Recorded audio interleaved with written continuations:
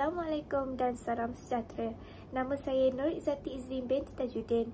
Nombor kad matrik saya 17 TSK 21F2009.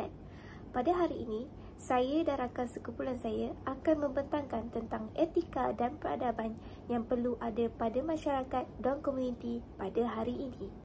Elemen yang perlu kita dititik beratkan dalam diri adalah dengan menerapkan sifat menerima pendapat-pendapat kaum yang lain. Sejak kebelakangan ini, terdapat banyak isu-isu yang mencetuskan sentimen perkauman di kalangan komuniti dan masyarakat pada hari ini. Hal ini kerana hubungan dan harmoni kerjasama antara pelbagai kaum adalah satu kunci dalam kalangan masyarakat dan komuniti pada hari ini. Pertama sekali, rakyat Malaysia terbahagi kepada tiga iaitu Melayu, Cina dan India.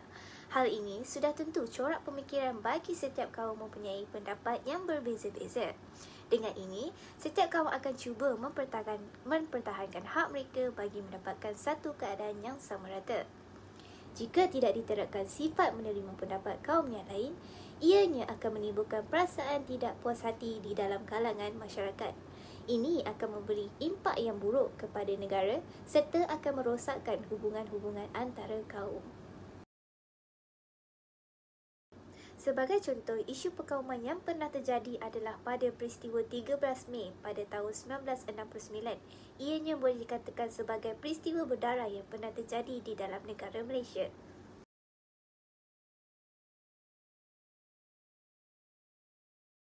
Akhir sekali, sebagai rakyat Malaysia yang mempunyai pelbagai kaum dan agama, masyarakat-masyarakat di Malaysia mestilah memupuk sifat perpaduan antara kaum tanpa mengikut warna kulit, budaya dan kepercayaan. Penerapan nilai-nilai murni mampu melahirkan masyarakat yang saling hormat menghormati antara satu sama lain.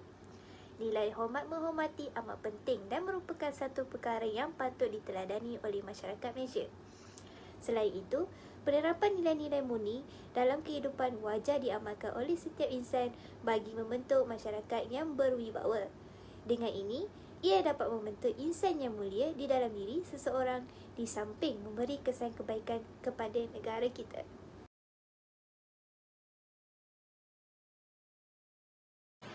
Assalamualaikum dan selamat sejahtera. Saya Anis Imelda binti Muhammad Syukri dari kelas CSK 1B dan nombor pendaftaran saya 17 CSK 21F2015.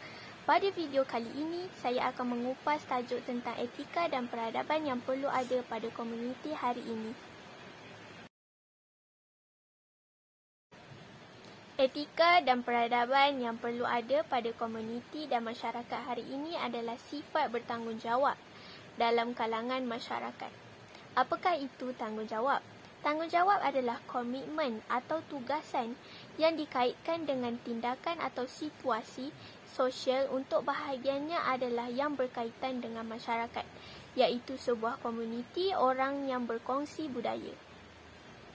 Manusia merupakan makhluk yang hidup secara bersosial, maka seseorang individu tidak dapat berdiri dengan sendiri, malah saling memerlukan antara satu sama lain. Dengan mengingati setiap individu dalam kalangan masyarakat mempunyai kepentingan yang pelbagai dan masyarakat harus bertanggungjawab dalam melengkapkan lagi suasana hidup bermasyarakat. Antara sikap bertanggungjawab dalam kalangan masyarakat ialah menghulurkan bantuan ketika masyarakat memerlukan pertolongan kecemasan. Semakin kerap kita menolong orang lain, semakin kuatlah ikatan hubungan kita dengan ahli komuniti dan dengan ini, kita dapat menjalankan tanggungjawab sebagai masyarakat. Contoh aktiviti-aktiviti yang melibatkan bantuan masyarakat adalah gotong royong ketika berlakunya bencana seperti banjir kilat, ribut serta kebakaran. Seterusnya, menjaga keharmonian dengan melaporkan kepada pihak berwajib setiap kali mereka menyedari berlakunya perkara yang tidak betul dari segi undang-undang. Jika setiap masyarakat bertanggungjawab untuk memainkan peranan dan mengambil inisiatif melaporkan perkara yang tak sepatutnya berlaku, maka kita dapat mewujudkan keharmonian dalam masyarakat. Contoh-contoh perkara yang meragukan ialah mendera anak dan bersekedudukan. Selain itu, menjaga kebajikan dalam suasana bekerjasama dan mengambil berat antara satu sama lain. Komuniti yang hidup dalam suasana bekerjasama dan mengambil berat antara satu sama lain sudah tentu dapat menjana satu aktiviti yang menyumbang kepada kebajikan masyarakat setempat.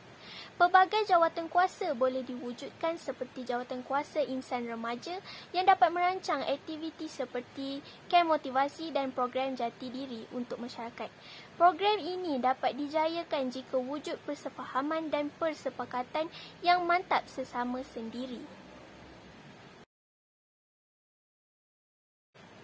Secara kesimpulannya, kita dapati bahawa setiap individu yang di atas muka bumi harus melaksanakan segala tanggungjawab yang penting terhadap masyarakat dengan tepat dan teliti untuk menjamin segala kebahagiaan dalam kehidupan masyarakat. Seandainya kita mengabaikan dan tidak melaksanakan tanggungjawab terhadap masyarakat, maka akan timbul pelbagai masalah sosial yang boleh menggugat ketenteraman masyarakat. Assalamualaikum dan selamat sejahtera. Saya Izzatun Najwa binti Hamidi dari kelas DSK 1B. Nombor pendaftaran 17 DSK 21F2003. Pada hari ini saya akan menyampaikan topik yang bertajuk etika dan peradaban yang perlu ada pada komuniti dan masyarakat hari ini. Etika dan peradaban yang perlu ada pada komuniti dan masyarakat hari ini ialah sifat hormat menghormati. Definisi bagi sifat hormat menghormati ialah mempunyai pandangan yang tinggi terhadap seseorang dengan memberikan layanan yang penuh sopan, takzim dan khidmat. Sebagai rakyat Malaysia, kita sepatutnya mempunyai sifat hormat menghormati antara satu sama lain, tidak kira tua, muda, bangsa dan agama. Sifat hormat menghormati dapat menunjukkan kepribadian baik seseorang dan keikhlasannya. Hormat menghormati merupakan amalan yang mulia, perlu dipraktiskan dalam kalangan komuniti dan masyarakat bagi mewujudkan suasana yang harmoni. Sifat hormat menghormati sewajarnya diterapkan dengan cara menghormati komuniti di kawasan tempat tinggal dengan tidak membuat bising yang akan mengganggu kehidupan seharian mereka. Selain itu, menghormati dengan sikap lemah lembut terhadap orang sekeliling dalam percakapan di komuniti atau sesuatu tempat.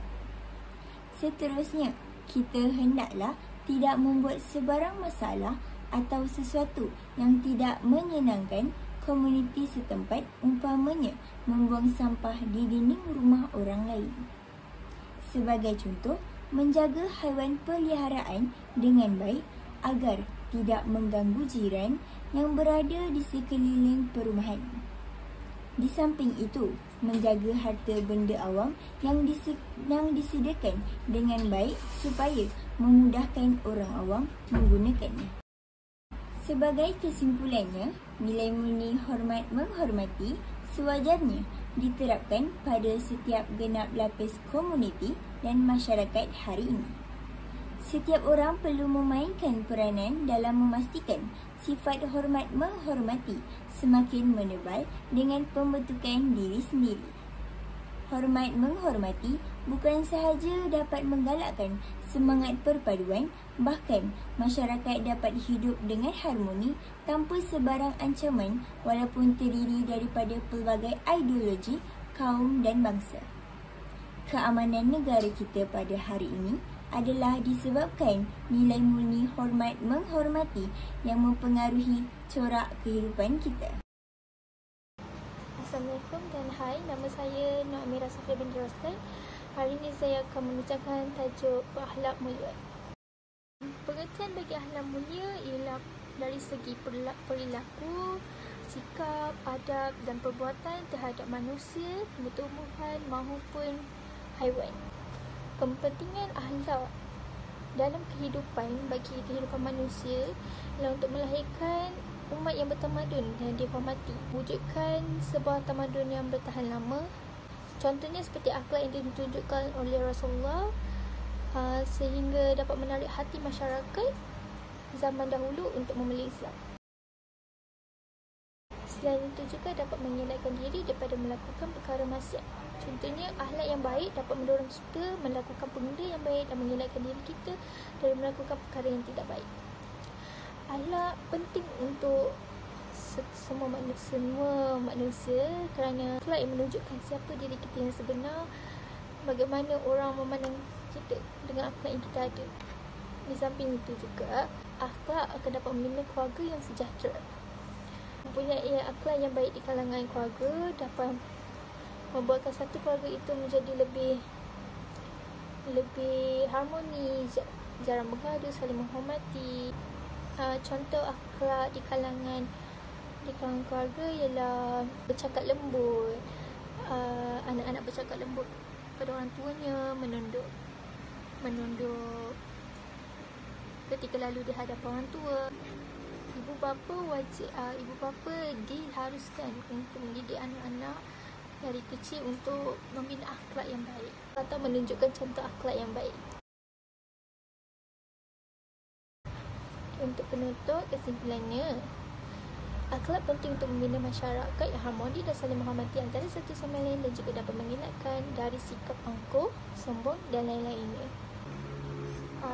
Contohnya, Islam dipandang tinggi kerana umat Islam memang diajar untuk mempunyai akhlak yang baik. Jadi kebanyakan orang Islam dipandang tinggi oleh agama lain kerana kelakuan orang Islam yang baik itu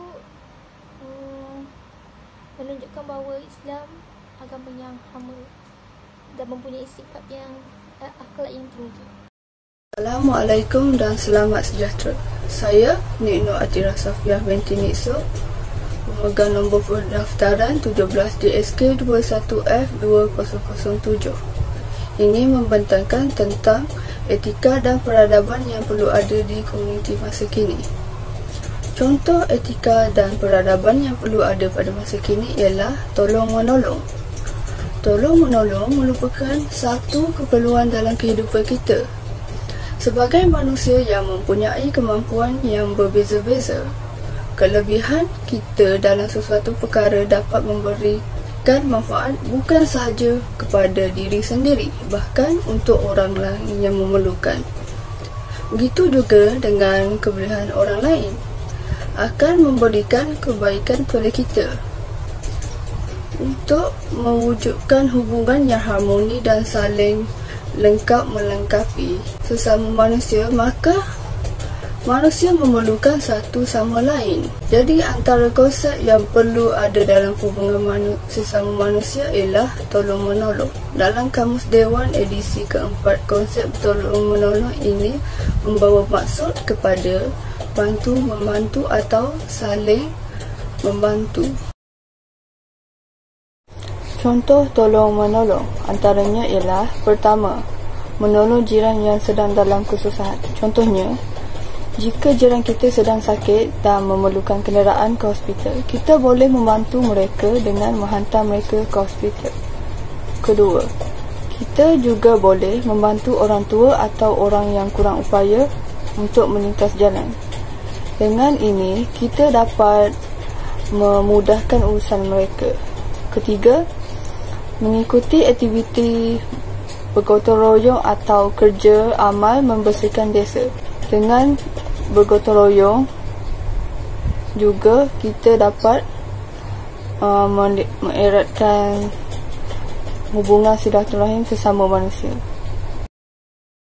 Sekali penutup, kesimpulannya, sifat tolong-menolong haruslah ditanam di dalam hati setiap individu kerana kita sebagai manusia biasa yang lemah, kita saling memerlukan antara satu sama lain. Tolong-menolong juga dapat meringankan kerja yang berat dan lebih pantas berbanding melakukan kerja berseorangan. Sebab kata pepatah, berat sama dipikul, ringan sama dijinjing. Sekian, terima kasih.